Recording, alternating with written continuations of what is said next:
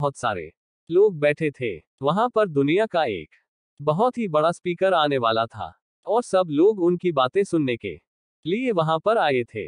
लगभग 10 मिनट के बाद वह स्पीकर स्टेज पर आ जाता है और वह बोलता है कि अगर आपने मेरी बात ठीक से सुन ली और समझ ली तो आपकी जिंदगी पूरी तरह से बदल जाएगी। उसके बाद वह अपनी जेब से एक बिल्कुल नया चमकता हुआ 500 रुपए का नोट निकालता है और उसको ऊपर करके सबसे पूछता है कि ये नोट आप में से किसको चाहिए। ये सुनते ही सब लोग अपने अपने हाथ ऊपर कर देते हैं।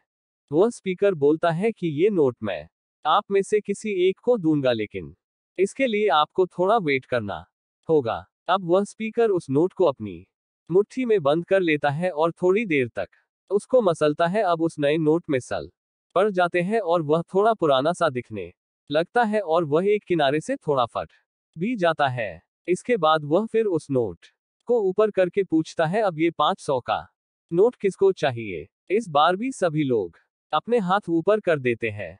तब स्पीकर ने उस नोट को जमीन पर गिरा दिया और उस नोट पर 3-4 बार पैर रख दिया। इससे नोट और भी पुराना हो गया और उस पर थोड़ी मिट्टी भी लग गई थी। फिर उन्होंने उस नोट को ऊपर किया और पूछा कि अब बताओ, अब इस नोट को आप में से कौन लेना चाहता है। और इस बार फिर सब ने अपने हाथ ऊपर कर दिए। स्पीकर अब नोट को फिर से नीचे जमीन पर गिरा देता है और उसके ऊपर कूद कूद कर उसको दोनों पैरों से रगड़ देता है और उसके ऊपर चाय भी गिरा देता है। अब नोट इतना गंदा हो जाता है कि उसको पहचानना भी मुश्किल होता है। कोई भी उस नोट को देखता तो यही बोलता कि अब ये सिर्फ एक गंदा कागज का टुकड़ा है, अब यह बेकार है, इस दुनिया में इसकी कोई वैल्यू नहीं है। स्पीकर ने एक बार फिर उस नोट को उठाया और ऊपर करके सबसे पूछा अब इस नोट को कौन लेना चाहता है। और इस बार भी सब के सब ने अपने हाथ ऊपर कर दिए।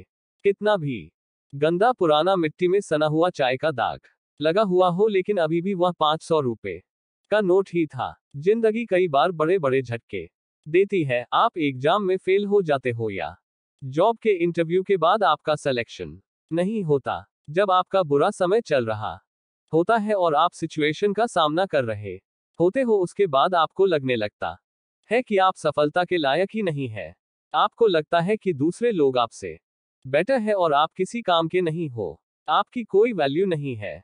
हमेशा याद रखो, इससे कोई फर्क नहीं पड़ता कि आपने कितनी बार सिचुएशन का सामना किया है, आप जिंदगी में कितनी बार फेल हुए हो, आपकी वैल्यू हमेशा वही रहेगी जो पहले थी। आपके पास कुछ खास है जो दूसरों के पास नहीं है और ये कोई भी आपसे छीन नहीं सकता। अब तक सक्सेस नहीं मिलने से आपकी वैल्यू कम नहीं हुई है। आप अभी भी अपने बारे में कितना भी लो फील कर रहे हो, उससे कोई फर्क नहीं पड़ता। जो लोग आपको अच्छे से समझते हैं वो लोग आपके वैल्यू को उतना ही मानेंगे जितना पहले मानते थे। तो अपनी वैल्यू को समझो और कुछ बड़ा करके दिखाओ।